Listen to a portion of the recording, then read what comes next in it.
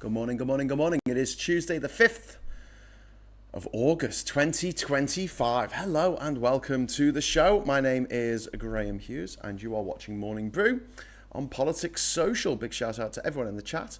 We've got Billy Kershaw there, we've got Chris C, we've got Lost Missionary, we've got Paula Thomas, Martin Harrow, we've got Vendetta, we've got Captain, we've got Diz, many others. Hello Ned, hi everyone. If you'd like to join our friends in the chat, all you need to do, hit the subscribe button, hit it real good.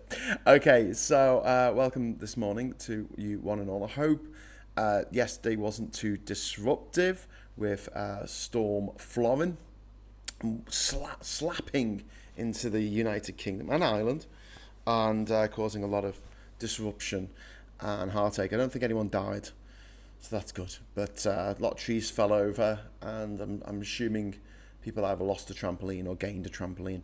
One of the two. So, hope you're feeling okay after all that nightmare. And just as a little addendum to what I was talking about yesterday about plastic pollution, there's the reason why the Guardian's talking about it is because there's an international push to ban single-use plastics because they're just destroying everything. They're destroying our own bodies. They're destroying the environment. But we were talking a little bit about recycling yesterday and the fact that the plastics are just so hard to recycle. Like metal can be recycled again and again and again. You can, especially aluminium.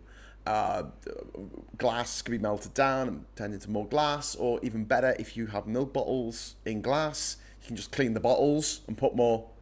You don't have to use any energy. You just put some.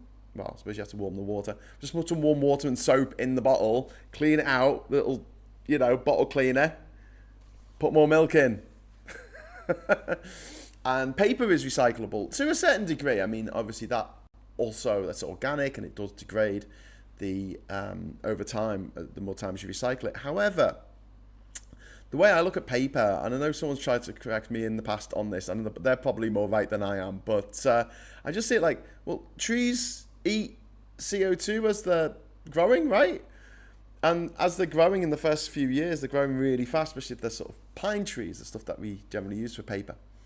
So surely it's better to grow like millions of pine trees and suck in all that CO2, then chop them down, make paper out of them, and then bury the paper. Is that... I'm probably missing some important, crucial stage in that journey where it all messes up. But yeah, someone's going to point out all the bleach that they put into paper to make it nice and white. But someone can explain that to me a bit better, then I will understand. But yeah, this thing about recycling, only 9%, I want to say this again, only 9% of the bottles, of the plastic bottles, the plastic, whatever, plastic containers, plastic wrap, plastic styrofoam, whatever, that you put in your recycling gets recycled. 9%. Not 80%, not 50%, 9%. How mad is that?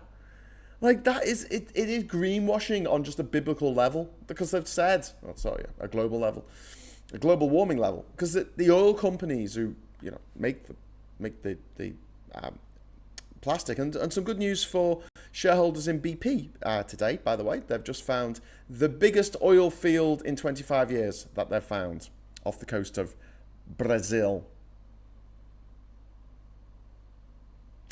And since Trump's in the White House in America, they don't even have to pretend to be green anymore. Gloves, the mask is off. They're just drill, baby, drill. Colin Baker says, R.I.P. James Whale. Not that I ever agreed with him. I got a similar sentiment from our mutual friend, John Mortar, who's the guy who organised Raging Against the Machine getting to number 1 back in 2009, I think it was. He put something out saying, didn't agree with him politically, but he was a nice guy, apparently. I don't know how nice people can be when they're all in for the fash. Should we talk about Sydney Sweeney in a bit? She's all in for the fash. I think that Sydney Sweeney's got really bad genes. I think she looks like a fucking blobfish. And she's part of the private school mafia. Kelsey Freeze. Yeah. And I think the jeans that she's wearing are crap as well. Just saying. But yeah, apparently she's a registered Republican now. All Trump. for the blonde-haired, blue-eyed people. You know, the village of the damned. Anyway, morning, all. If I missed you, hearts from Diz. Oh, thank you, Diz. That's for everyone. Good day for wind generation, as today currently 13 gigawatts of wind power. I know the amount of energy we're getting from wind and solar around the world is just going through the fucking roof, and it's driving the oil companies, the foreign slime companies, the carbonaceous slime companies. It's driving them mad, because they know that more and more places are just gonna, in the next few years, not because it's the right thing to do, not because they want to save the planet, but no, they want to save something more important than the planet to capitalism. They want to save money, and it's cheaper if you're in the UAE to just put a load of solar panels on everything, because it's dead sunny. It's cheaper in the UK, just put a load of wind turbines up, because it's dead windy, and that energy ain't going to go away. It's always going to be there. It's pretty much, as you know, I know it's not infinite, because there will be the heat death of the universe at some point, but, you know, that's a few billion years away, you know. So there you go. So you'll see in the next few years, I mean, you've already seen it with the oil companies being like mad for going to the COP summits and saying that we shouldn't even think about stopping all this oil and all this plastic production. They're going to be ramping up campaigns for us to use more oil, use more plastics. And I don't actually believe, I'm just going to acknowledge this wonderful super chat that I've just got in from David Faulkner. That is very kind of you, sir. You are a god amongst mortals. Thank you, David Faulkner. All the way from Hong Kong, 38 Hong Kongian dollars. The HK Observatory says it recorded 355.7 millimeter of rainfall today, making it the highest ever daily rainfall recorded since records began in 1884. Sorry, David, am I reading that right? Is that 3.5 meters of rain? Is that 3.5? No, it's not, is it? Because millimeters isn't a centimeter. That's a lot. That's an insane amount of rain. That's just off the charts. That's kind of crazy. That is very, very crazy. So no, there wouldn't be. There'd be 35 centimeters. Jesus, man, Jesus. That's a lot. That's a lot. No, not 3.5 meters, because otherwise Hong Kong would be underwater, Graham. Yeah, 35.57 centimeters. Hey, come on, still early. 3 meters of rain. No. I think it's 35 centimeters. It's about a third of a meter. It's still a lot for a day. It's a foot in old money. That's so small. Yeah, good old climate change caused by the oil companies, the carbonaceous slime companies doing that. It's good of them. But, you know, recycle your plastics so we can send them off to Ghana or to Bangladesh, and they can burn them there. Put them on a boat, burn loads of oil, taking it somewhere else on a boat, and then just burn it anyway. What a great system. 50% of all cargo ships that are moving around the oceans at any one time are moving fossil fuels. 50%.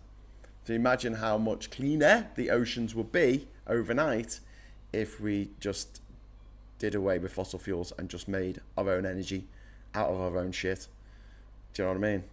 Like, there needs to be national standardization of what's collected for recycling.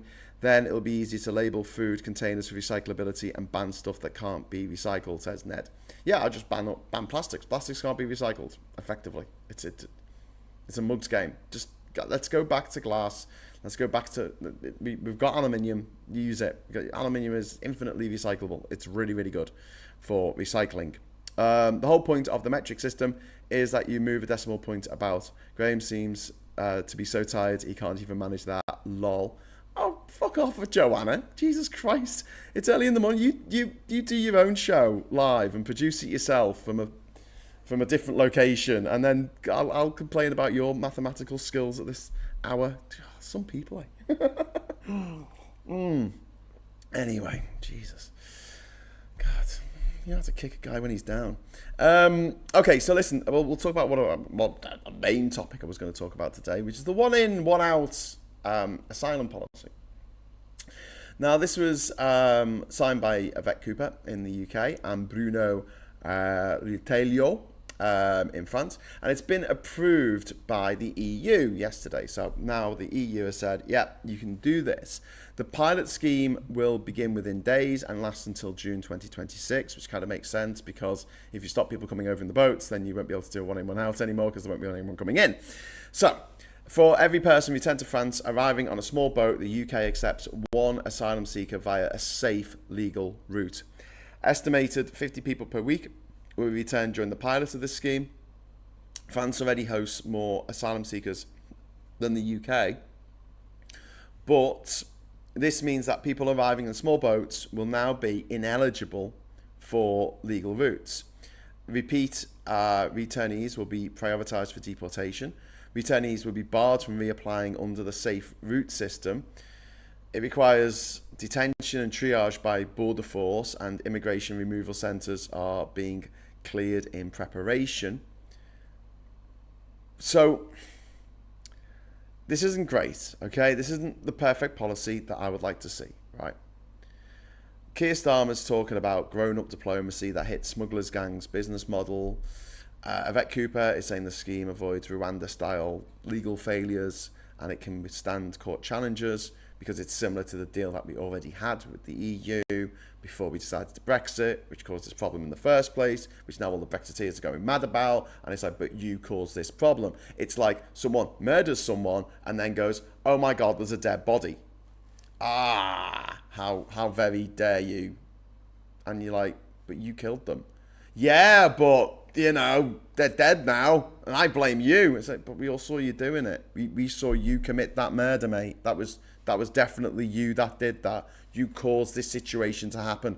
Yeah, but if you think about it, yeah. Chris Philp, the Tory, has slammed the deal as 17 in, 1 out, and insisted it won't reduce crossings. That remains to be seen. However, I do think that this is a million times better than the illegal, costly and inhumane Rwanda plan, which was just nuts, sending people over to a country that they might actually be running from because it's run by a dictator, Paul Kagame, who's not the nicest man. And they're currently, you know, having border skirmishes with the Democratic Republic of Congo. So if you're a refugee from Eastern Democratic Republic of Congo and you're escaping, is it the M17 group, who are funded by Rwanda, and they send you back to Rwanda. Okay, cool, yeah, great. Look, the thing is, as far as I'm concerned, that's something that I've been saying on this channel since forever, is that safe routes are a long overdue necessity. But safe routes are limited. They're inaccessible to except for those people who are already in the UK. So you've got to step foot on British soil. So if you're not from Afghanistan, maybe, Hong Kong or Ukraine, you can't ask for asylum while not in this country. So you have to actually step foot in the UK and then you're good to go, right? Right? Yeah. What a mad system. What an absolutely mad, cruel and inhumane system. So the small print of this isn't getting covered so much in the media, and Labour aren't obviously making a big song and dance about it because they're a bit shit, is that safe routes are coming in. I know they're limited, but they are coming in. However, the detention first approach risks replicating the hostile environment logic of the likes of Theresa May with her go home buses, and that horrible creepy man, I've forgotten his name, Generic, yeah, the degenerate, painting over a mural that was painted for kids in an asylum centre. like because he didn't want kids to have a nice time or something. I don't know. It risks going a little bit down that route, well, maybe a lot down that route. And who exactly is eligible for these legal routes? Now, look, I'm happy that they are saying, right, there's got to be legal routes. However, who exactly is eligible for these legal routes remains vague. And this leads to potential future conflict with the UK's obligations under the Refugee Convention. However, since the EU has signed off on this deal, I doubt it will be taken to the European Court of Human Rights and stopped from going ahead. There's questions to be asked, why wasn't this done sooner? When we knew we were going to Brexit, we needed something to replace the Dublin Agreement, which covers all EU countries, which allowed us to send refugees back to France. That was taken away. We couldn't send them back after we Brexited. Well, even during the whole Brexit, when it seemed like inevitable. Once Article 50 was activated without any provisos, without any amendments by the opposition. In fact, a 3-line whip was given by Labour to vote for the activation of Article 50 to fling the UK economically off a cliff and make the poorest people in society poorer without a plan, without a roadmap. And they said, oh no, we can't even begin discussions until we activate it. And that is absolute bollocks. It really enrages me when people said that, because it was like, no, you can do a lot of work before having a conversation officially, plus you can have unofficial conversations and you can get all your ducks in order. There were no ducks and they weren't in any kind of order when Article 50 was activated. The process, the 2-year process, when it was activated, by the combined effort of the Tories and Labour under the previous leader, and because he's a massive Eurosceptic. I mean, I just imagine what foreign policy would have been like under that guy. Like, he hates every other country, apart from a place that's not a country, officially. I mean, it should be, but it's not. I mean, is that going to be it? Is that going to be our trading relations with the world? It's going to be one, like, embattled and impoverished, occupied state. Okay. Anyway, after Article 50 was activated in the March, was it the March of 2017? It was February or March of 2017, if I remember. The boats started coming, and they haven't stopped, and they haven't stopped. They haven't stopped. So why didn't this happen sooner? The Tories knew this, and I've said this before as well, and I hate repeating myself, but I do it quite a lot, because some things bear repeating. The Tories want refugees. Farage wants refugees. Putin wants refugees. Trump wants refugees. Because refugees make people vote right-wing. Refugees turning up in countries make people vote right-wing again and again and again. It is a tried and tested method. It worked in Hungary. It works in France. It works in Poland. It works in the UK. It works in the US. It works in Brazil. Everywhere it's been tried. You have an area of instability, and you have refugees flooding out of that area of instability because they don't want to die. And as a result of that, you have, people going, oh my God, there's people from other countries and they might be committing crimes. They're probably not, but they might be. One of them might have committed a crime once, and as a result of that, they decide to, go and try and burn down a hotel full of people. But there you go. Kirsty's in the chat saying bollocks to Brexit. Kirsty, yes. Nick chat, lest we forget, the previous leader of Labour was champing at the bit to trigger Article 50 the morning after the referendum. Yes. Yeah. Just joined Graham saying bollocks. Martin Harrow says, Chrissy, the bin round must ages. The bin round must ages if they're checking all that. We put card, paper, glass and plastics in the same bin. We do rinse food containers but aren't obliged to. Don't want a smelly bin. Smelly bins aren't great. I mean, I like the idea of separating out your trash. I mean, it makes sense, especially if there's lots of recyclables in there. And then having a food bin. the food waste that can be composted and we can reuse the nitrates and stuff inside it. Kirsty says Farage is an expert on feeding off a problem he helped create. Yeah. He comes into the room, does a big shit in the middle of the room, and then he gets everyone around him to go, oh my God, someone's done a big shit in the middle of the room. What are we going to do about it? And he goes, only I can clear this up. And then people vote him in, and then he goes, are you going to clear that up? He's like, no. I'm going to do another one. And then go, who's going to clear this up? That's the tried and tested method. Right, so yeah, next up we've got the... we're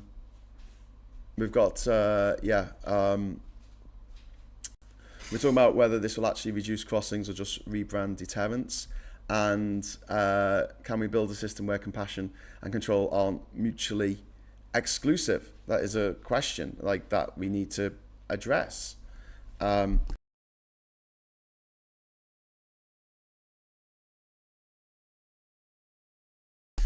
Okay, sorry, my mic went off for a moment there. What's missing? So yeah, we'll talk about, is it possible to have a compassionate system that actually keeps the numbers of people coming here at a level that we can manage? And the answer is yes, we can. However, we can't do it alone. We can't do it alone, okay? It's just one of those things that... Oh, hello. Got a massive super chat from Ivan Ambrose. Hang on. It's me trying to stay focused.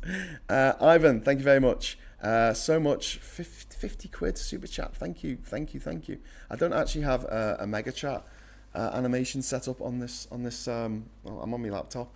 I'll have to sort that out for you, Ivan, so I can actually have a mega chat. My care provider is trying to rush me into a new carer at a time when I'm having PTSD flashbacks about my previous carer. If my care provider carries on, my psychiatrist and my GP will come down on them like a ton of bricks. I'm sorry to hear that, mate. That's rubbish. They're trying to rush you into a new carer. And so I assume that you get on with the carer that you've got at the moment, and it's the carer before then that you had a problem with, and that's a bit shit. And I assume that you're saying care provider. I'm assuming this is maybe not part of the NHS, and therefore you should have more control over who you speak to, I guess. So I hope that sorts itself out, mate. I hope that your psychiatrist and the GP does come down on them like a ton of bricks if they try and pull that kind of shit.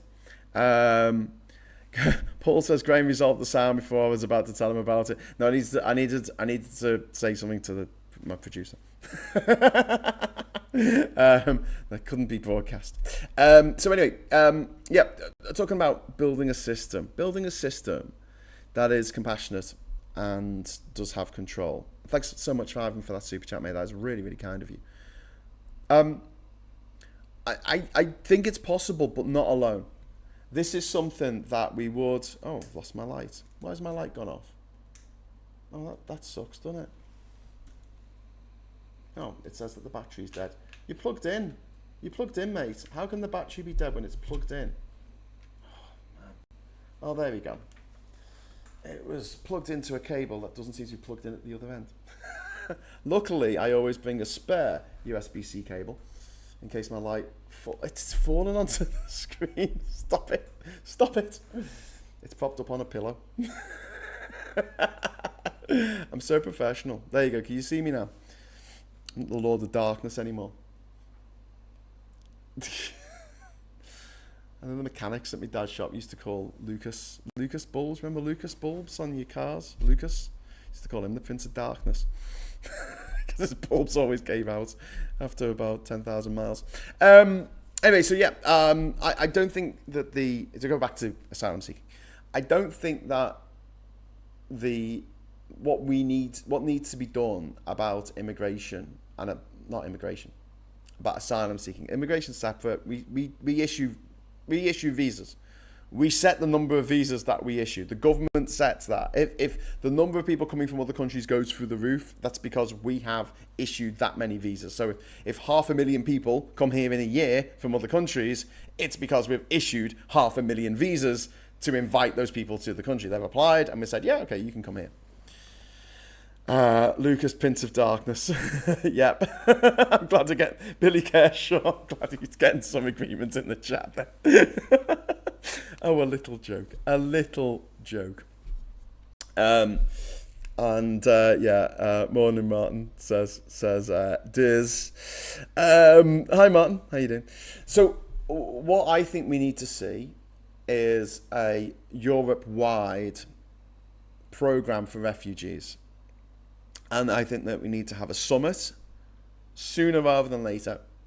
And in that summit, it is worked out a fair quota of refugees for each country in Europe based on need of certain jobs, certain industries, based on family connections, based on language skills, but also based on the GDP and the population of the country that they're going to.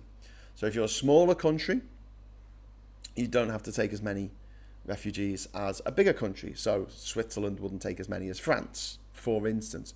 But Switzerland would still have to take its fair share. And because Switzerland's GDP is a lot higher than, say, Estonia, they would take more refugees than Estonia, even though, you know, the populations might be similar. I don't think they are, actually. Is it 9 million? 9 million, Estonia? What's Switzerland? Is that about 9 million? I don't know. I'm going to have to look it up now. Do you know what you've done to me? No, you haven't done anything. It's me doing it to myself. Population of Switzerland. Why have I got 9 million in? Oh, it's exactly 9. It's 9.034 million.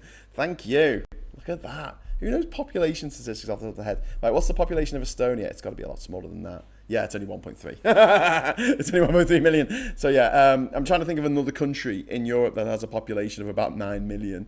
But yeah, that if they're a country that has a lower GDP, or however you measure wealth in a country, I don't think GDP is a really good way of measuring wealth, because we're told that these states in America have these amazing levels of GDP, and yet the poverty and is through the roof. The adult illiteracy levels are through the roof. The child mortality, the infant mortality, the maternity statistics showing women dying in childbirth are through the roof, compared with another country that has a fraction of the GDP, but and is a developing nation, but has a more equitable system than in America, where a few people have a lot of money. This has happened in Ireland as well. We look at the Irish GDP, and I do this myself, and we go, wow, it's $100,000 per person now, the GDP of Ireland. That's amazing. And they have done really well.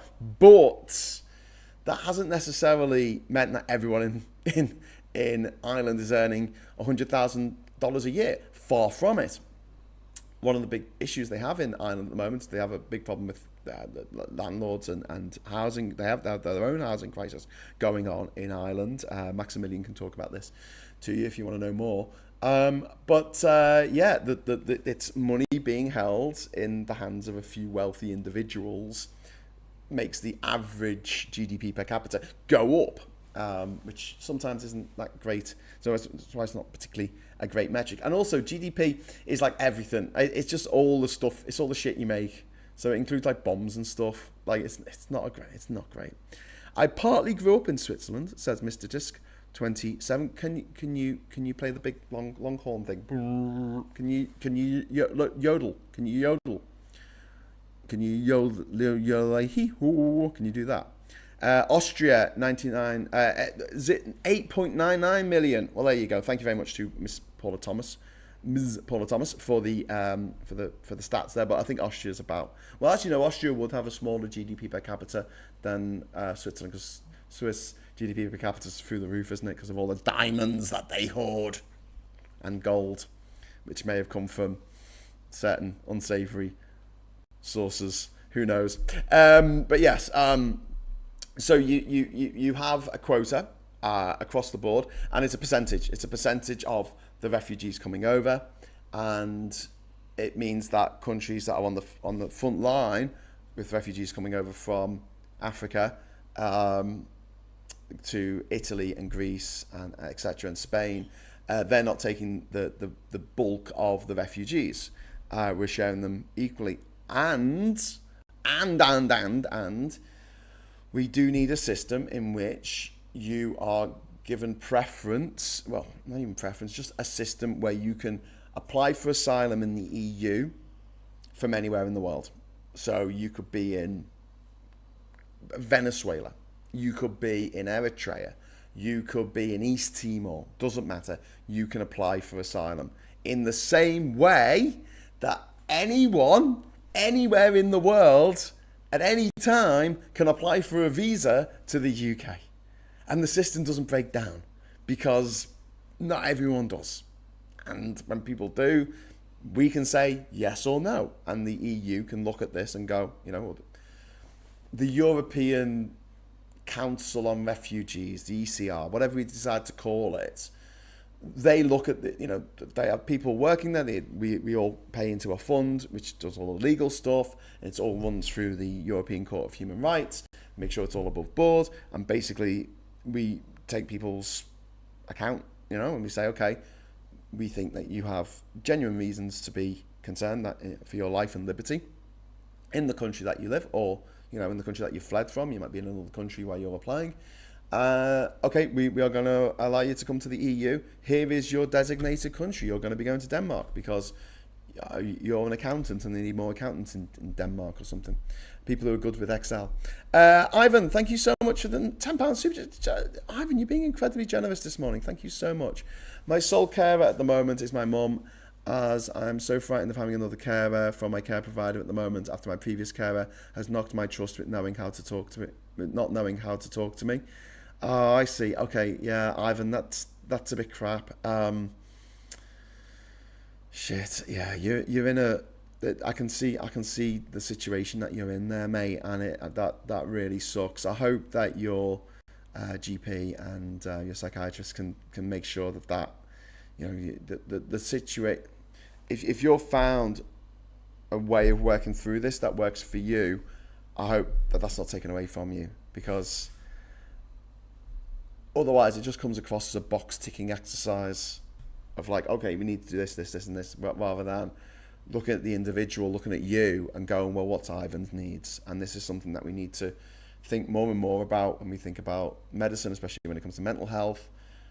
We need bespoke solutions, and if something works for someone else, something works for someone, great. Don't expect it to work for someone else, but if it works for that person, super, go do it, enjoy it. Diz, how can someone spend thousands and thousands of quid on 4 wheels and not know the rules of how to drive? Take their license. I find it absolutely insane that if you mean someone harm and you go out with a knife and you go all stabby with the knife, right? And you just take out innocent people. So there was no premeditated part on you, like, I'm going to kill X person today. I'm going to kill this particular person who I don't like because they looked at me funny, right? You're literally going out just with a knife to just stabby people, right? Random passers-by in the street. You are given a much harsher sentence than someone who does the same with the lethal weapon that is a car. So if someone goes out in a car and in their head, and you don't know what's in their head, they think, I'm going to run someone over. I just want to kill someone. I'm going to run someone over with my car. And they can be drunk, they can be speeding, they can be off their tits on cocaine, and they'll kill someone. Maybe they'll be given a 2-year suspension from driving, or give someone life-changing injuries, and maybe they'll just be, 6 months.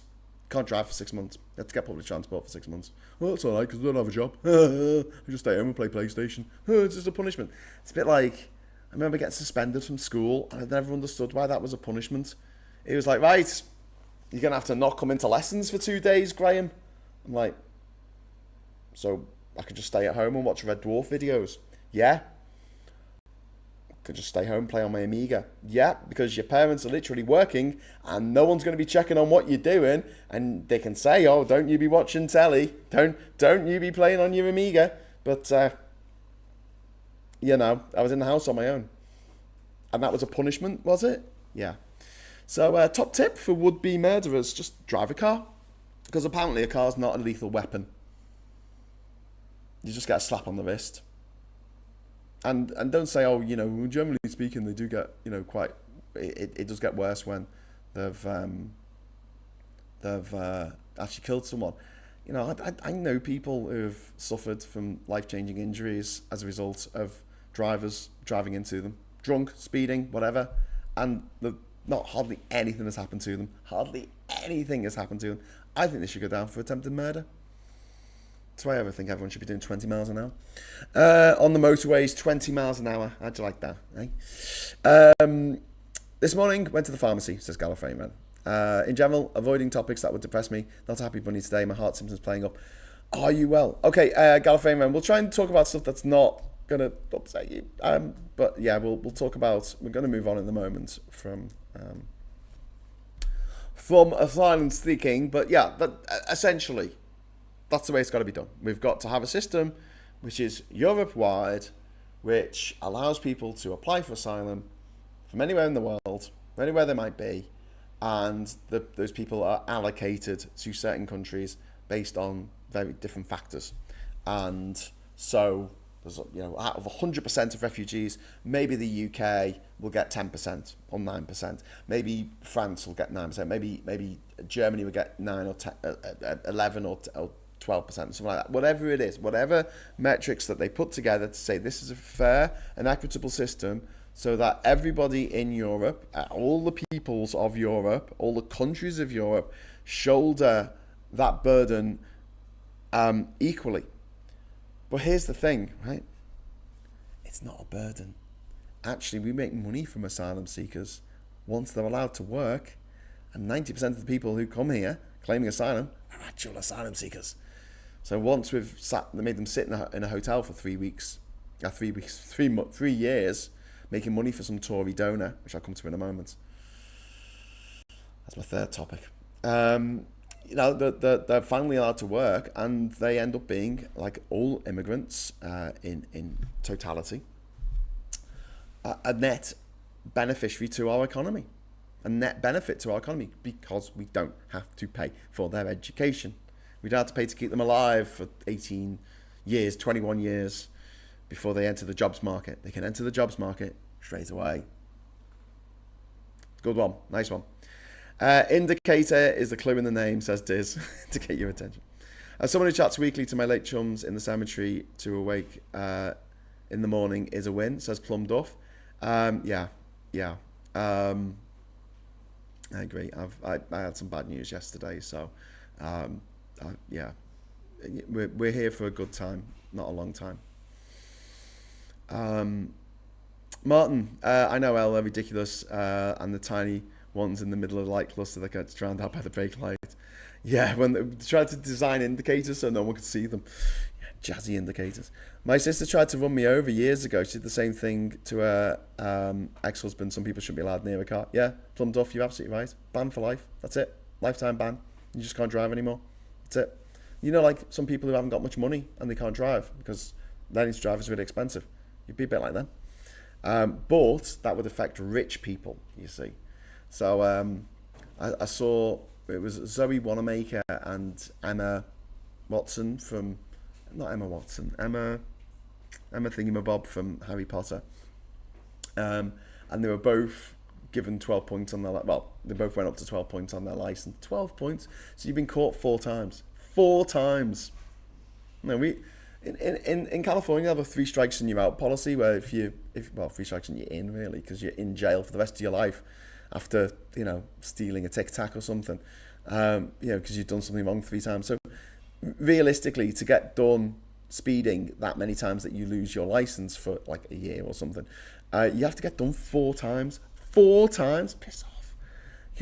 I'm sorry, but like the first time's bad enough. The second time, but could be a mistake. Second time, sounds like carelessness. Third time, that's it, mate. You're out of here. You can't drive anymore. You obviously shit at it. Um, but yeah, because restrictions on mad shit people do while they drive would affect rich people as well as everybody else, the rich people rise up against it and hate it, and they don't want to stand for it, etc. A driving license is a privilege, not a right, says Chrissy. Yes, and it should be absolutely treated that way. Kirsty says Tesla rear indicators are a bloody joke. Like a thumbnail stuck in the middle, as well designed as that Cybertruck piece of crap. Yeah, fucking Cybertrucks. Apparently there's a Cybertruck in Liverpool at the moment outside the Tesla showroom that's just opened on Edge Lane. It would be a real shame if someone took a big dump on it. Which actually, if you did that, if you climbed on top of it and did a poo, that would actually be in America. I think that would be treason now in America. It would actually go down the street. You could be done under the Terrorism Act. You'd be done for terrorism. Madly enough.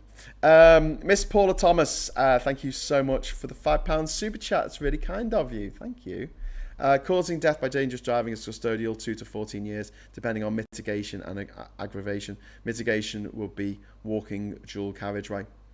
Yeah, mitigation would be walking dual carriageway. I guess you're saying mitigation would be, oh, well, it was the pedestrian's fault they were asking to die. Which is a bit like saying, what was she wearing? The idea of jaywalking, don't get me started. So jaywalking was started by automobile companies in the 1930s. This concept of jaywalking. Jay actually means country bumpkin. That's what it means. It's a word that means like someone from the country who doesn't really understand the big city. They were called jays. It was a derogatory term, and jaywalking meant walking like someone from a rural area, walking like a village idiot, basically. And they were so successful at this campaign of blaming the pedestrians for getting hit by cars that they actually made it law in many states in America that you couldn't cross the road unless there was a designated crossing space, which, because the cars can't stop, might require you to walk an extra literal mile to get across a road. And you've seen the roads in America, it's all like 14 lane super highways, like in the middle of an urban area. They love their urban freeways in America. The situation is, I think it's bad enough with the motorway system in the UK with our pathetic motorways, but in the US it's a whole other level of just depravity and insanity based around this cult of cars which are dreadful. They're bad for the environment, they're bad for human health, they're bad for human dignity, they're bad for our mental health. They're just bad. They're just terrible, terrible, terrible inventions. And I wish we didn't rely on them so much. I wish they were the exception rather than the norm. But unfortunately, they are the norm. People need, especially if you live in a cul-de-sac estate that's been built recently, Barrett Estate or something, in suburbia, you need a car because otherwise you can't go shopping, because just going down to the grocery on the corner doesn't exist anymore, unfortunately, for a lot of people. If you live in an older area, in an old house, like what we do, it's a bit easier, but still, getting around Durham on a Sunday, on the buses, they stop half the bus routes on a Sunday. It's not profitable. It's not making much money for the French taxpayer or the German taxpayer or the Dutch taxpayer or whatever. There you go. Standing my wife once in front of my mirror, dressed in hernia girdle, with my thrombosis stocking on and my new hat, holding a hairdryer, and I realised I look nothing like Daniel Craig. I'm sure you look awesome, plumped up. Lay on, my friend. Mean Shock says, I'm honestly shocked by some people's driving skills. Saw a van mount the pavement outside school to overtake someone else a couple of weeks ago. Yeah. People who park on the zigzag lines when picking up the kids from school because they just don't care. People who just drive fast, like in general. If you're driving down the street, here's a little tip for you. And there's parked cars on one side or even both sides of the street, right?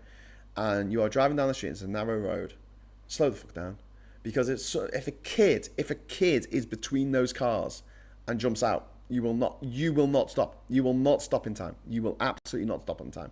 And maybe you have the mental fortitude or the psychopathy to not care if you did that. But I would, and it would destroy me if I did that. And it's why I never drink and drive. I don't even drink. People drink up to the limit. That pisses me off. I think the limit should be 0. Like I think it is in Scotland. I think Scotland, the limit is 0. I think in Poland, the limit is 0 for driving, and I think that's the way it should be. Because if I had the pint of lager and then got behind the wheel of a car and then took out a kid, I couldn't live with myself. Could not live with me. I know what I'm like. It would destroy me. It would absolutely destroy me. And people like justify it to themselves. Oh no, but it's illegal. It's illegal. It's the same with speed limits. Like speed limits are limits. This is the fastest you can go, but people see it as like a target.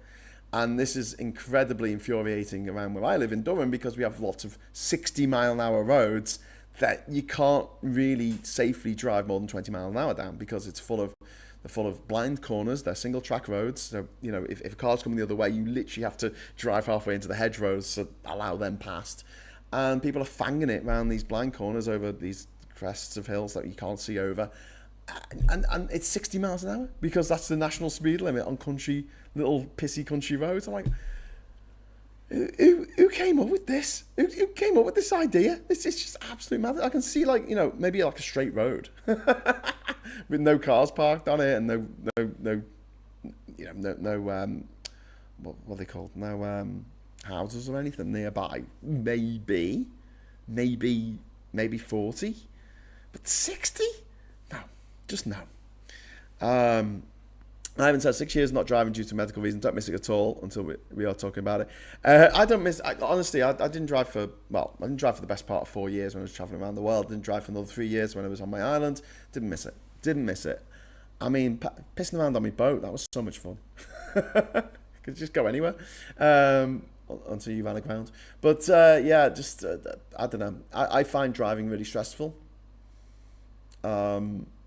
And I've driven all over Europe. I've driven all over Australia.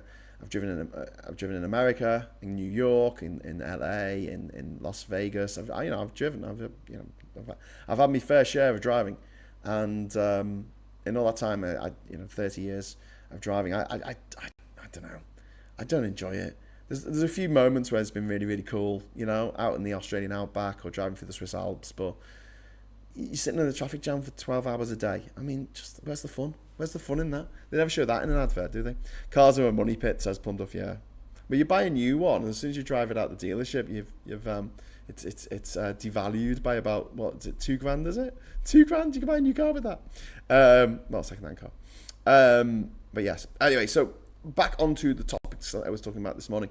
So yeah, we need back to just to finish off on what we're talking about the one in, one out. I don't think it's a panacea. I don't think it's going to be a cure-all to the problems that we are facing. I don't think it's going to shut the likes of Farage up.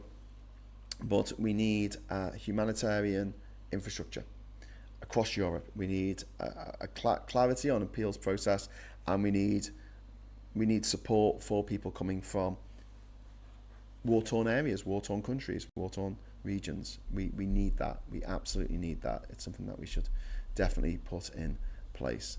Okay, so moving on. I wanted to talk a little bit about the far-right protests and the weaponisation of migration. So we're seeing violent anti-migrant protests continue outside asylum hotels. There's been incidents in Epping, in Manchester, in Canary Wharf, in Edinburgh, and more. There's planned protests this week in Bournemouth, in Portsmouth, and Liverpool. Far-right groups are pushing a no asylum day nationwide on Thursday. And police expect mass clashes this weekend amid pro-Palestine and anti-migrant protests, which isn't great. So, yeah, the flashpoint for all this is there was an alleged assault by an Ethiopian man in Epping. This is being used to justify these protests. Farage has been, obviously on all over this because he's a scumbag.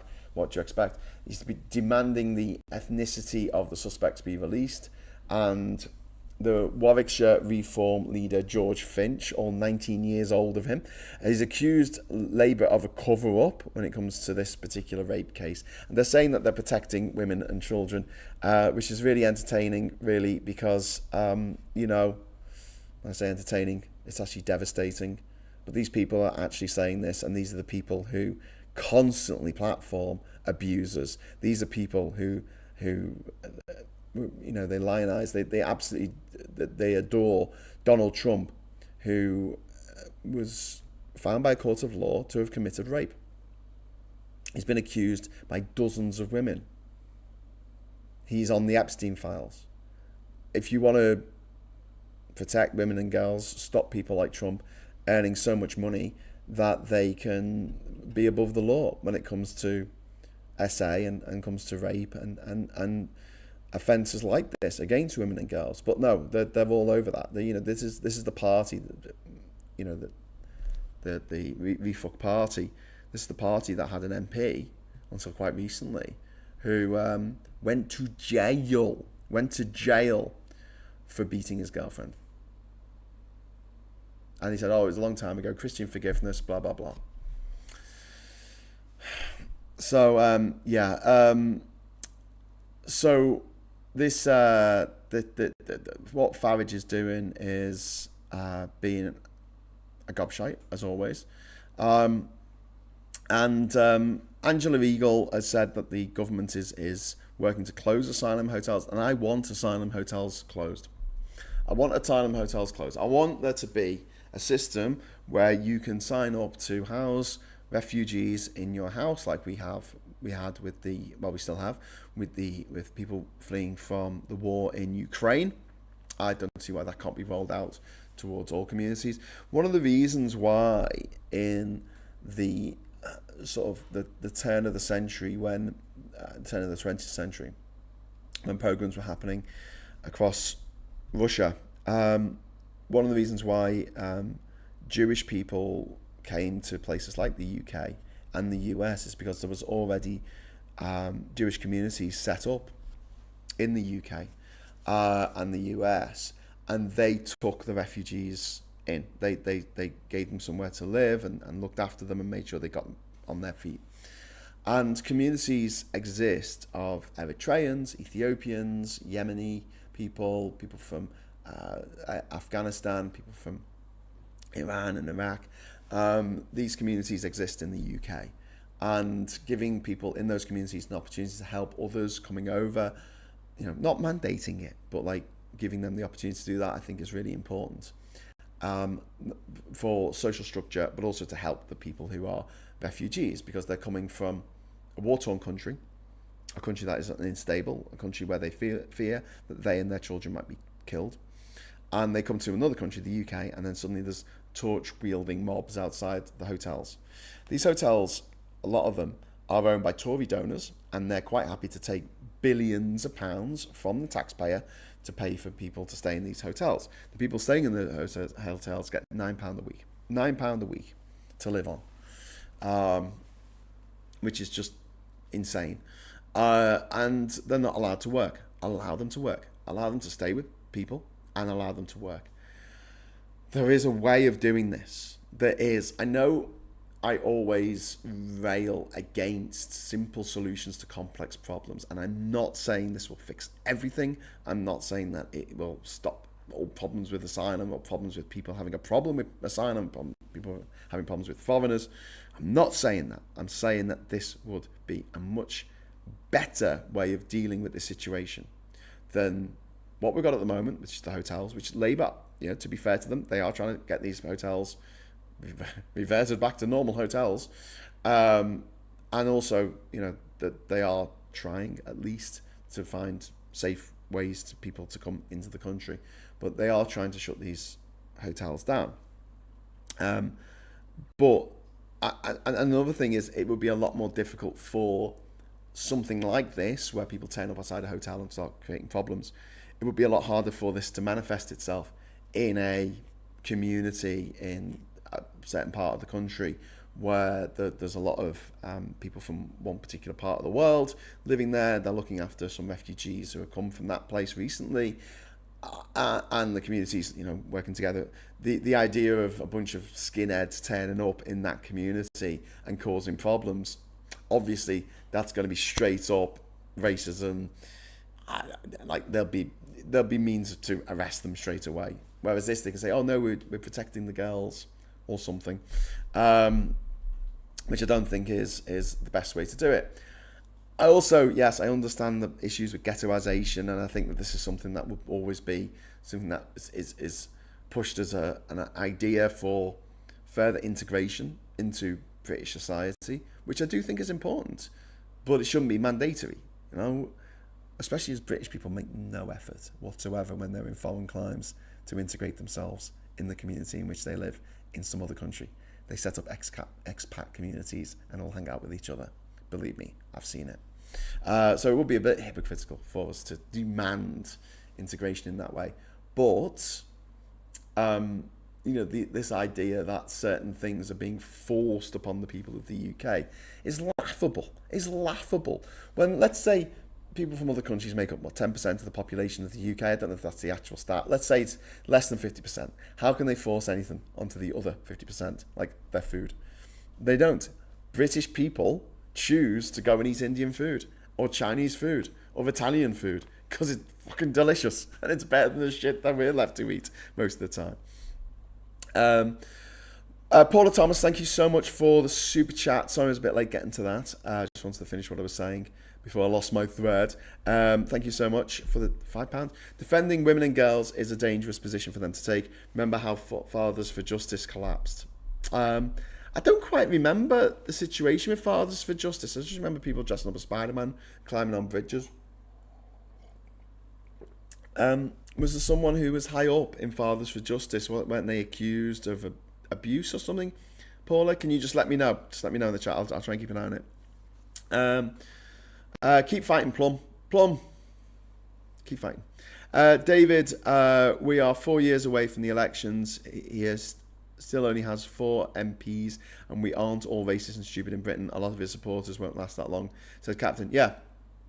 I mean, look, if we work together, there is no way that he's going to win the next election, but we have to work together. Unfortunately, there are forces at work right now from Tufton Street, from the oil companies, the filthy foreign slime companies, who have an agenda. And the agenda is to get fash people like Trump, like Orban, into position, like Putin, into positions of power, because they will most likely not do anything about climate change. And all they care about is making money. They just want to make money. They don't care who dies, who suffers, what happens to the future of the world. They just want to make money now. They want to make loads of money.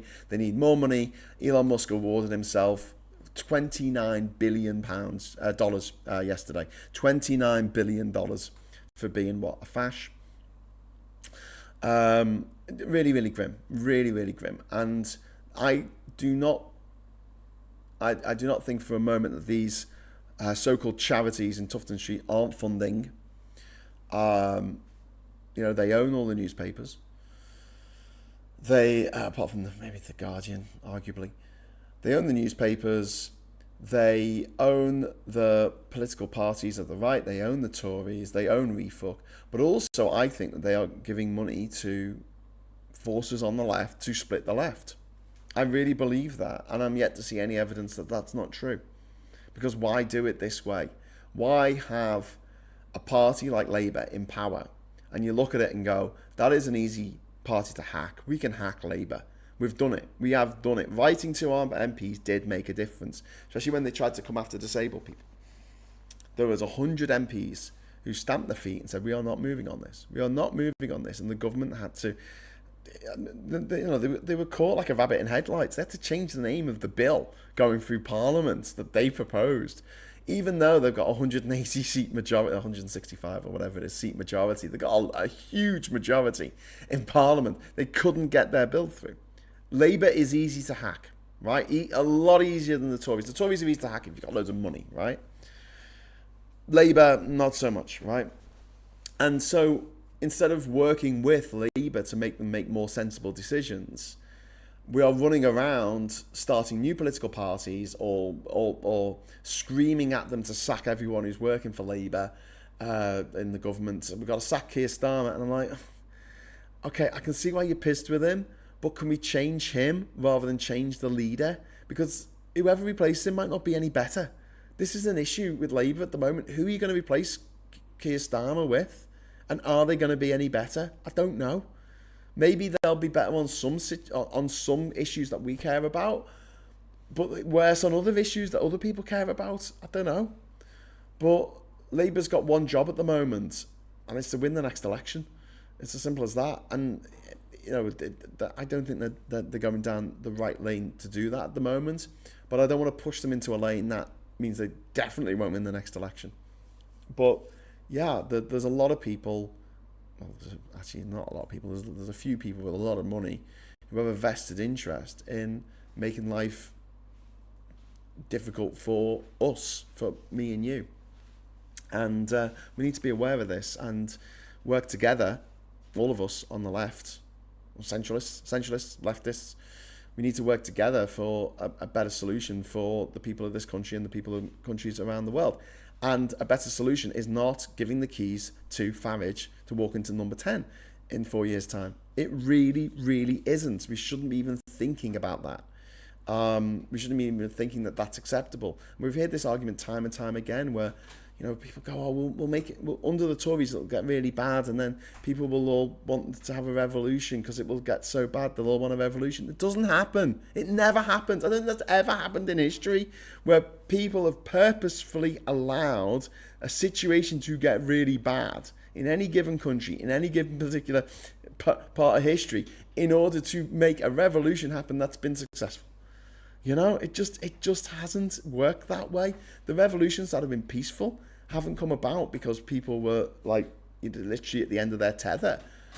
They've come about because people were unhappy with the status quo and they flipped it, but it wasn't engineered by people on the left to make it so that we have these years of darkness. We saw this under the Tories. They were terrible. They still won in 2015. They were terrible. They still won in 2017. They were terrible. They made Brexit happen.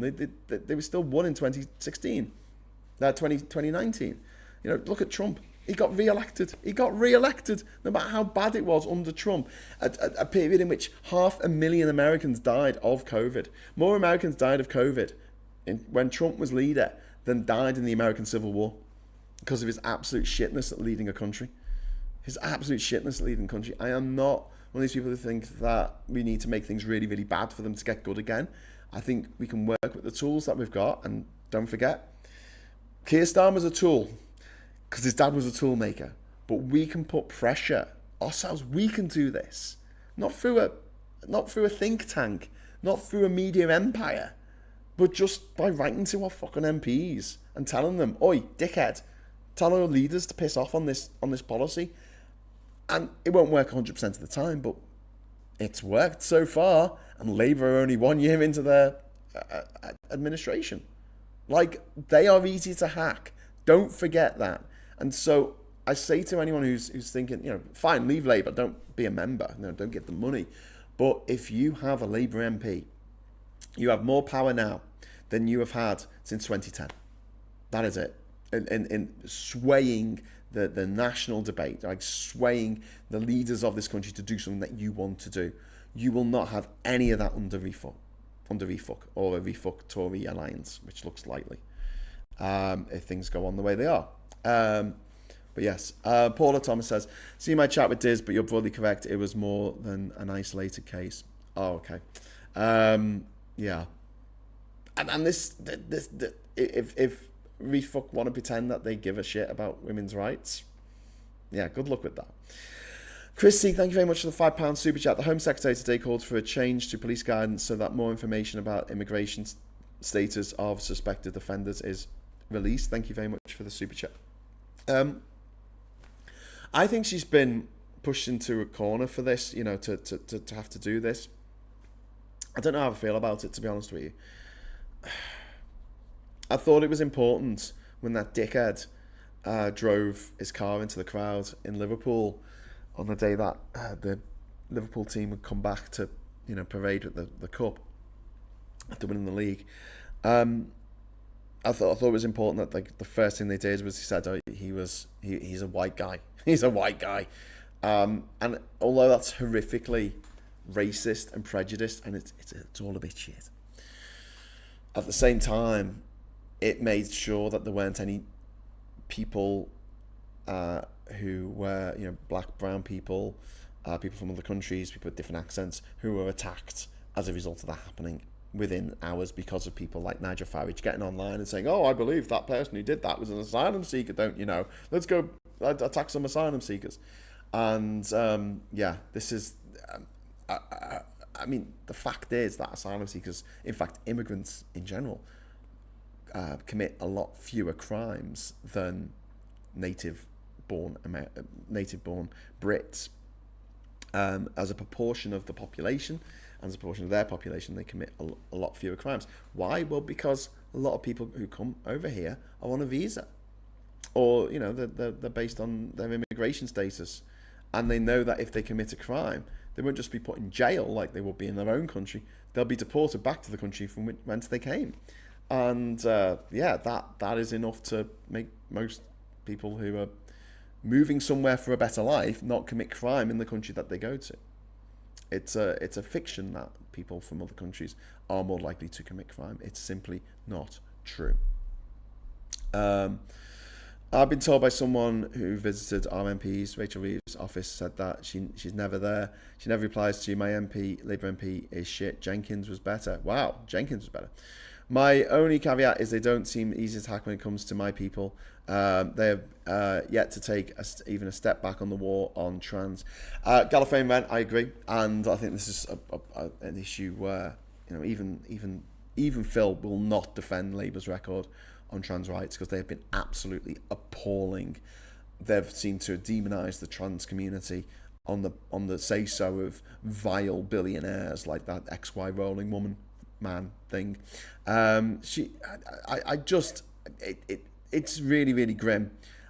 But yeah, that is something that I'm going to the Labour Party conference next month. I hope they let me in, and I'm going to be making this case. I'm going to be wearing my Protect the Dolls t-shirt, and I'm going to be talking to as many Labour MPs as possible and saying, why are you persecuting trans people? What have you got against trans people? Why do you hate them so much? And trying to get them, on the record to say that they don't hate trans people. Why are you behaving like you hate them then? So yeah, I've gone a bit over time. Jesus, 10 minutes before the show, I thought, I'm not going to have enough to talk about today. But here we are. Starmer's team have said about these protests that people have a right to protest, but violence is not tolerated. And, Dorset police have put in proactive plans to keep these protests peaceful. But, they're still threatening. I mean, just think about the kids who are in those hotels, like seeing these mobs outside screaming obscenities. And, it's funny when you see Steve Bray with his loudspeaker shouting at MPs, but they chose to be MPs. Do you know what I mean? Those kids, they didn't choose to be born in a country that's at war. And their parents brought them over here in the hope that they wouldn't get killed. And now there's crowds of people outside the hotels where they've been put up by the government, by the stupid government, who's, the whole Asylum hotel is just a way of making money for Tory donors. But yeah, I mean, here's my problem with it, right? I understand that the right wing have whipped up frustration in communities about asylum seekers. They've blamed everything on asylum seekers. But ethnicity or immigration status should not be used to dehumanize or criminalize groups of people. And you know what's going to happen. You'll have the crime statistics coming out, right, saying that 100 white men committed a crime yesterday and one person from Eritrea committed a crime. And the right wing will jump on the one person from Eritrea and say, that this is proof that they're all out to get us. And it's a nonsense. It's an absolute bloody nonsense. But media, obviously the media and certain politicians are fueling panic, moral panic. They're not offering solutions to this. And this narrative aligns with far-right goals, this idea that people have a right to protest, that people have a right to be angry, people have a right to be upset, leading to mass deportations, leading to mass deportations. These right-wing groups are talking about ending asylum completely, like we're not going to take any more refugees as far as these people are concerned. And also, the surveillance state, keeping an eye on everyone all the time. And Labour's got to be very careful at the moment to not validate these right-wing talking points in their response. I mean, one of the other issues is that we don't talk about, well, they don't talk about, we do on this channel, but like, if someone means you harm in this life, it's usually someone that you know. It's not a stranger, it's not an asylum seeker on the street corner who's bored because they're not allowed to work, who comes and attacks you. Generally speaking, it's someone that you know. So these are the difficulties. How do we build trust and safety without feeding xenophobia? And we have to talk about the line between protest and hate speech. Obviously, that's going to be monitored by the police. And it really does break my heart how the right wing, the far right, exploits tragedies to push their authoritarian agenda. And you see this time and time again throughout the world, throughout history. And this presents real risks to women and children living in fear. Refugees, women and children, refugees living in fear. What about their rights? What about how, their right to live in dignity? And this is, don't forget, this is the same crowd that a few days after a madman, a scumbag, stabbed 3 little girls to death in Southport, they went to that same community where the children in that community were incredibly traumatized and upset and scared. And these dickheads turned up outside their houses, started screaming stuff and taking bricks off walls and throwing them at the police and having a fight outside. Those kids must have been terrified, absolutely terrified by those terrorists. The job of a terrorist is to go and terrorize people. Doing this thing. These people protesting outside asylum hotels are not there to protect women and children. They're absolutely not. In fact, if anything, they're there to attack women and children if they could get away with it. And they're there to terrorize. And I think they should be treated as such by the police, by law enforcement. Are you trying to spread terror? Yes. Then we are going to arrest you under the Terrorist Act. And also, I think that Nigel Farage should be arrested under the Terrorist Act. One of the things that has happened in America is that the Democrats are so craven, are so weak, are so lily-livered, jellyfish, spineless, that when they get power, when they get in control of the presidency, the House of Representatives and the Senate, all they talk about is bipartisanship. Fuck bipartisanship. Just go mad. Just go mad. You're in charge now. You might only have 5 years. Do everything that you can to make life better for you and the people who vote for you. But also, cheat. They cheat. You've got to cheat harder. That is it. Stop trying to play by the rules of cricket when your enemy are Nazis. Stop doing it. Please, for the love of God. Let's look over what's happening in America for a moment before I wrap up. I've gone way over time today because I'm supposed to be taking it easy. So, Texan Republicans have passed a vote to arrest lawmakers, Democrat lawmakers, Texan lawmakers, who fled to Illinois to block a redistricting plan that would add 5 more members of the House of Representatives by gerrymandering to the slate in the House of Representatives in the midterms. So Greg Abbott, the governor of Texas, has issued arrest warrants and threatens felony bribery charges. State troopers have been instructed to hunt down the missing Democrats. Now, Republicans want to redraw lines in districts where Trump won by 10 plus points. This could tip the US House even further right. Democrats currently only need to gain 3 seats to take control of the lower house. If the Texas GOP succeeds, that net gain they need becomes 8 seats. This is part of a national power grab with Trump at the center.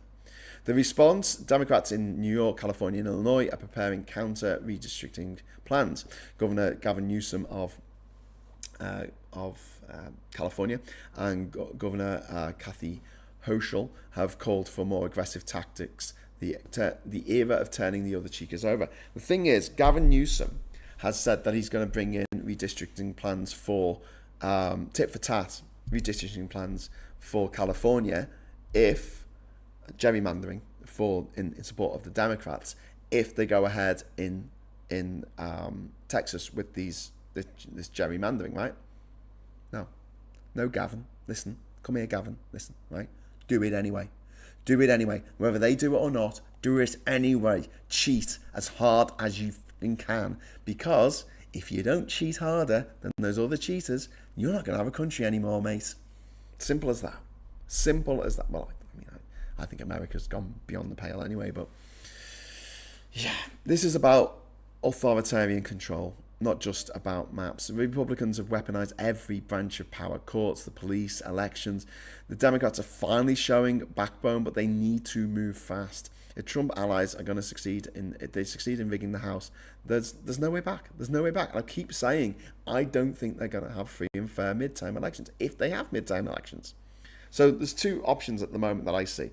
They're either going to have midterm elections, right, and they're going to be stacked so in Trump's favor, it's insane. Like, Trump is just going to walk it, right? That's one option. The other option is that it looks like the Democrats have fought back strong enough for there to be a landslide for the Dems, right? The Dems are going to take back the lower chamber at least, which is going to be able to block a lot of whatever Trump wants to do, and bring in investigations into some of the crimes committed by Trump's lackeys, like the Doge kids and all that lot. Okay, right. If he sees that, I think he's going to say, national emergency, we can't have elections. So either way, the Democrats are going to have to stop, turning over, having the, bellies tickled. They need to fight like tooth and nail for every single vote, for every single... the fact that the Dems didn't get Ruth Bader Ginsburg to step down before she was so old that she died on the job, and allowed Trump to put a sixth member of the US Supreme Court in, and he put like a 50-year-old woman in who's going to be there for the next 40 years. Like, I mean, the fact they didn't fight tooth and nail when the US Supreme Court Justice, I've forgotten their name, sorry, died at the end of Obama's term, and they wouldn't confirm the next one, and the Democrats are like, oh, okay, then that's fair enough. I just, no. And then when the same thing happened with Ruth Bader Ginsburg, they suddenly turned around and said, no, Trump's got to put the next person in, even though he's on his way out, even though it was the height of COVID. The Democrats have got to stop being reasonable, because tolerating intolerance is the way to destroy democracy, and they've got to stop. They've got to stop, and I think Labour do as well. Thanks for the super chat from David Smith. That's very kind of you. The open borders experiment angle validated these protests and created expectations Labour can't and shouldn't meet. Starmer's biggest mistake. The open borders experiment angle. I think that I don't think we've ever had open borders. We give out. We had a setup where people could come here from anywhere in the EU, but we could have quotas on people coming from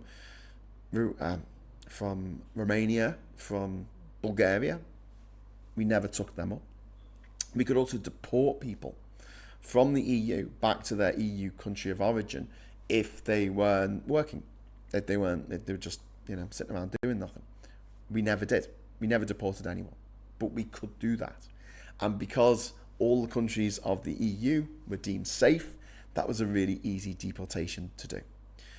When we give 500,000 visas out in a year to people who want to come here, that's why the immigration figures are what they are. They're not immigration figures, really. They're visa figures. They're visas that the government has given out to people to come here. It's all on the government.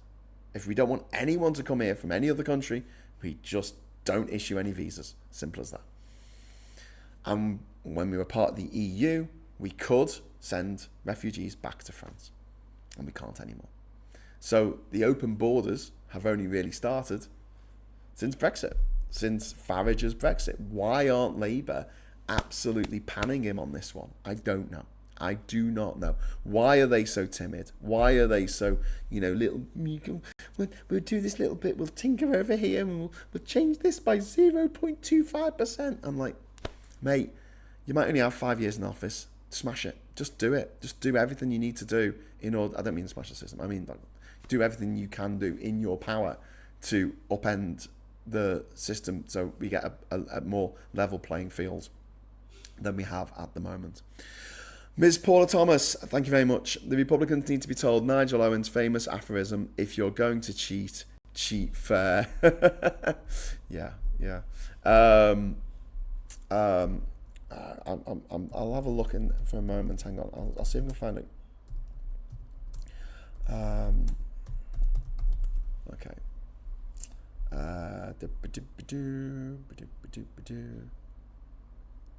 Life and death. Colonel thing. There will be no rematch.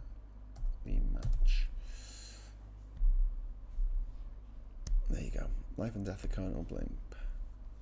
Rematch. Oh, come on. No. I'm just trying to find this quote. I'm sorry, this is boring for the people watching. Hang on a second. Return match. Return. Okay, cool. So this is a quote from Theo Kretschmar-Schuldorff, who's the friend of Clive Candy, who is the main character in The Life and Death of Colonel Blimp, a film from 1943 that was made part of the war effort, and it was actually censored by Winston Churchill. I think we only got the full version of it in like the 1980s, possibly because of this line.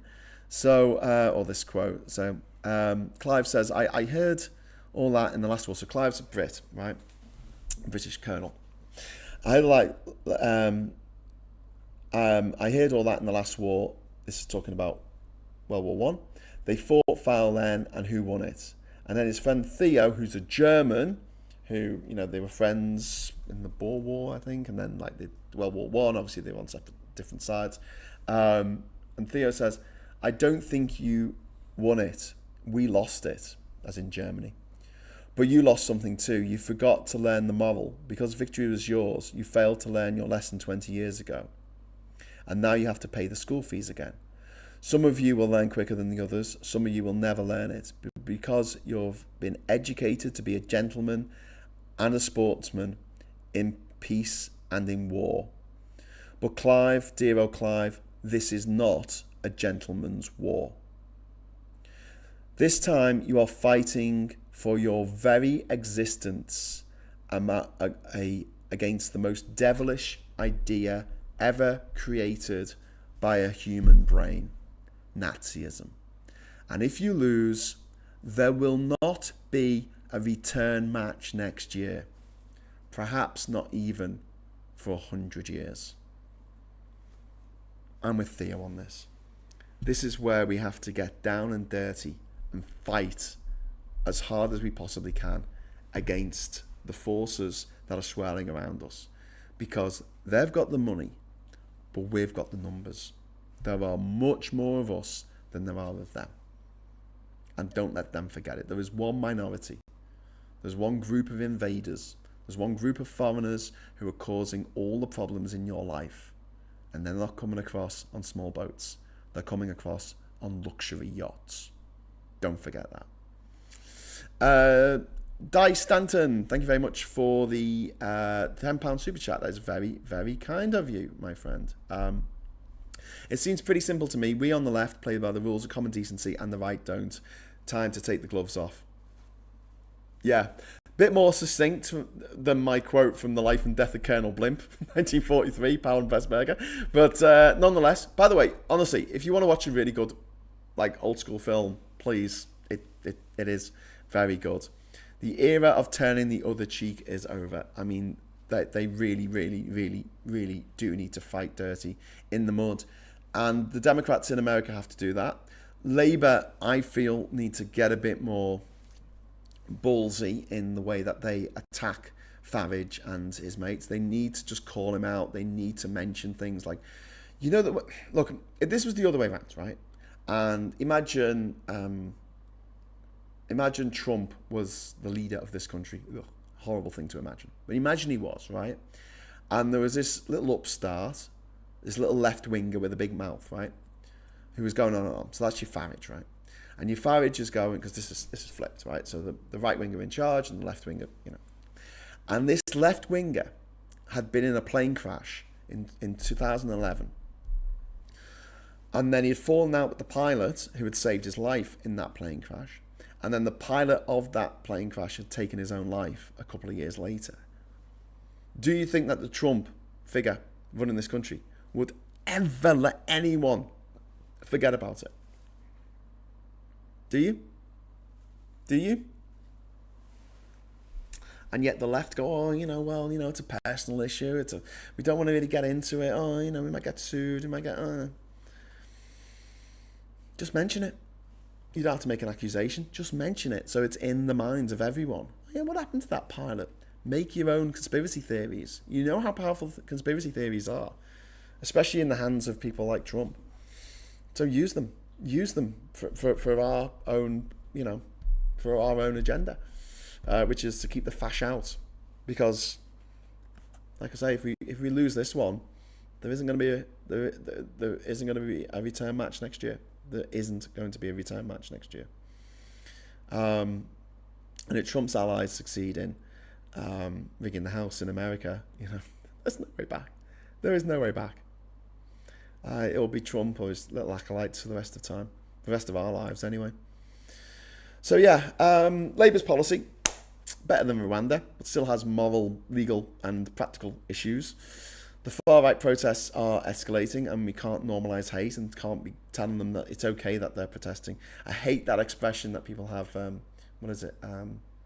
understandable objections, something like that. Legitimate concerns, that's it, legitimate concerns. You often hear that on the right, you know, people who are transphobic or people who are protect the children. We've got to protect. Can someone think of the children? These concerns are not legitimate. They are stoked by the right-wing press, by the Tories in charge of the right-wing press. I'm going to quickly do the Morning Brew papers now, because I honestly I'm so over time. It is kind of a bit silly. Just give me a moment here while I set things up accordingly. Hang on. And sorry about this. Okay, so tomorrow's papers today. Finding the Flame. So the Mirror is doing the right thing here, not necessarily by putting an attractive woman on the front with the boobs out, but Finding the Flames. Farage sparks fury. Reform leader is labelled a fake patriot seeking to exploit divisions, which he absolutely is. He's accused of stoking divisions over migrants with cover-up claims. He absolutely is. We've got the Times there. He's back in the news. Trouble with Prince Andrew. Apparently, Prince Harry punched him in the face. Sorry, shouldn't laugh. Ozempic patients need support for a year after treatment. That makes sense, because if you're used to not being hungry, and then suddenly you get hungry again, you're going to eat, aren't you? PM and police at odds over migrant suspects there, and we've got Britain is given prize for terrorism. Giving prize for terrorism, says Israelis. This is about Britain saying that we're going to recognise the state of Palestine if Israel doesn't stop behaving like such bastards. Home Office to detain small boat migrants for deportation to France in days. So that's going to start happening in a few days' time. Don't know if it's going to affect the right-wing gammon lot, but whatever. Daily Express. British state is failing to protect women and girls. We'll just talk about this for a moment, because this is coming from the Daily Express. The Daily Express, which was owned until fairly recently, please subscribe, by Richard Desmond, who owned a jazz periodical which was called Barely Legal.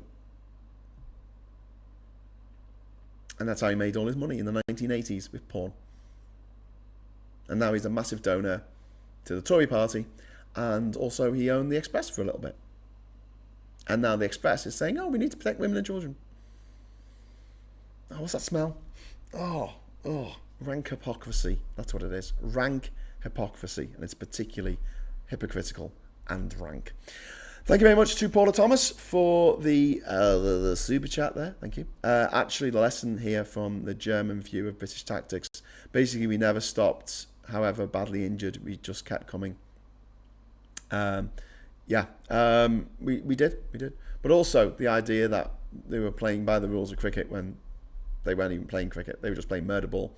Is another issue. But yeah, this is laughable. This is laughable on the front cover of the Daily Express. And obviously they'll put it in inverted commas because they know it's not true. They're just doing it as a quote. And then we've got India's thrilling victory in Test Cricket Classic there. We've got the Telegraph here. Parents pay £500 million to beat school VAT raid. Labour's tax grab expected to fall short as wealthy families hand over fees in advance. You know, it's not like it's not like rich people are going to want to avoid tax somehow. We've got last orders. What went wrong with the gastropub? Everything. I just hate burgers. They're just boring, aren't they? They're just disappointing sandwiches.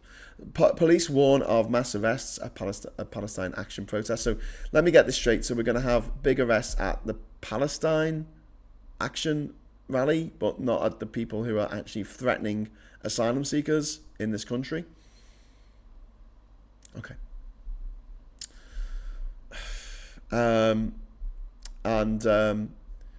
Processed food worse for obesity, weight loss. People who lose more weight if they cook minimally processed food from scratch than eat ultra processed ready-made meals. Yes, we know that. Is that news? Here's Lucy Letby, who some people think is innocent, partying while she was on bail for murdering babies. And then there's the Daily Mail with a picture of someone from the family on the front cover over here, because obviously you have to have a picture of someone from the family every day, because you've got to have someone with a picture of the family. The judge of excess, explosive claims about Fergie's lavish lifestyle and eye-popping debts, as revealed in sensational new biography of Fergie. Oh no, actually, Prince Andrew, someone else. And there's a little Nazi woman here, this blobfish woman. She's got good genes, apparently. Why didn't the good genes not make her look like a blobfish then?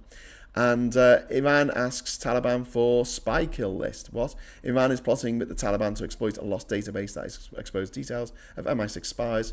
And UK Special Forces, it was claimed last night, which doesn't surprise me, because that list was emailed to someone. That list was made in the first place, and it just shows the incompetence going on. Rail network crumbling. This is about the wrong kind of soil. Essentially, the soil under the tracks, because it's not been had rain for so long, has compacted and made it dangerous for trains to run at full speed over those particular tracks. And then we've got the Financial Times here. Iranian nuclear secrets, Russian trip. US tariffs gave us second of worst of all worlds. And then Brazil bonus, biggest BP oil find in 25 years. That's what I was talking about earlier today. And Tesla awarding Musk $30 billion worth of stock to keep billionaire focused on business. Wow. That is one hell of a bribe. I wish someone would give me $30 billion to keep me focused on, I don't know, keeping time on these shows, so they don't go mad over time when everyone's waiting to go out somewhere else. So I'm going to go now before my family turn from giving me daggers to actually giving me daggers for going over time. But I like hanging out with you. I like hanging out with you guys. Okay, it's fun. It's nice. It's a nice safe space for lunatics like us. Arrested for saying Palestine action. No arrest for hitting an elderly lady at the Edinburgh protest. Okay. Says the Chibs. Yeah, the Chibs. You're absolutely right. It's absolute madness. Oh, Cathal, €5 super chat. That made it worth hanging on to the bitter end there, didn't it? Thank you very much, Cathal. Farage wouldn't say if trans women should be in female prisons, as he's not an expert. Fair enough. What is he an expert on? The grift. The grift. Thank you very much for the super chat.